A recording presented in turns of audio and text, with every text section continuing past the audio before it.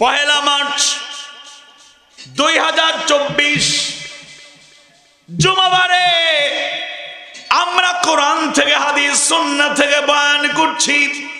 আপনারা শুনছেন গত রাতে ঢাকার বেইলি রোডে সুন্দর একটা বিল্ডিং ছিল, ব্যবসা বাণিজ্য ছিল, কত রকমের দোকানপাট ছিল, কত রকমের আড্ডা ছিল, খাওয়া দাওয়া ছিল, আনন্দ উল্লাস ছিল। অল্প সময়ের ব্যবধানে দাও দাও করে আগুন জ্বলে উঠল। মাগরিবের পূর্ব পর্যন্ত লাস্ট যে নিউজ নয়া দিগন্তের অনলাইন, সেই নিউজটা দেখলাম। এখন পর্যন্ত 46 জন মানুষ আগুনে পড়ে দুনিয়া থেকে বিদায় হয়ে গেল। 22 জন মানুষের অবস্থা এখন অত্যন্ত মুমূর্ষ।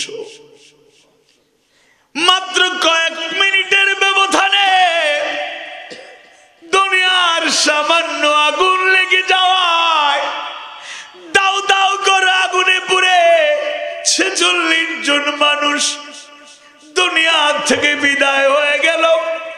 এক পরিবারের 5 জন দুনিয়া থেকে বিদায় হয়ে গেল।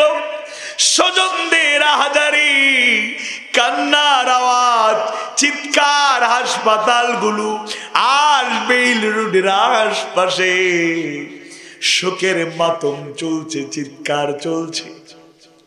এক বাবাকে সাংবাদিক জিজ্ঞেস করলো, কাউকে বিচার দেবেন কিনা, কারো ব্যাপারে কোনো অভিযোগ আছে কিনা?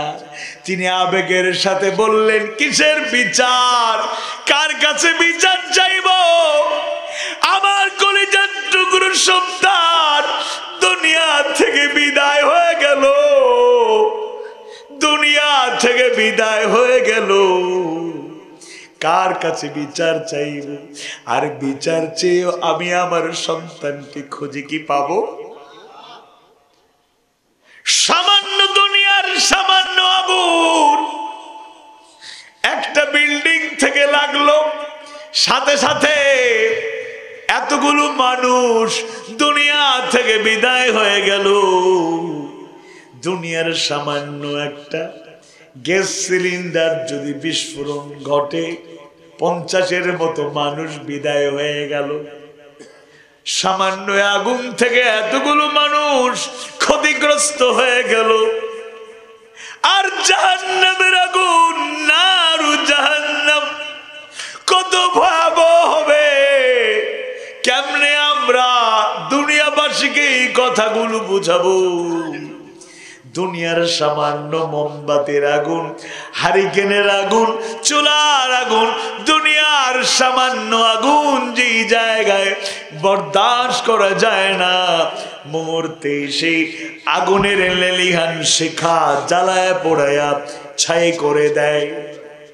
আর সেই জাহান্নামে আল্লাহ সুবহানাহু ওয়া তাআলা এমন ভাব আগুন তৈরি করে রেখেছেন, যে আগুনে শরীর চামড়া গোশত নয়, মুহূর্তের মধ্যে কলিজা পর্যন্ত সে আগুন পৌঁছে পোড়ায়া ছাই করে দেবে। বলেন নাউযুবিল্লাহ।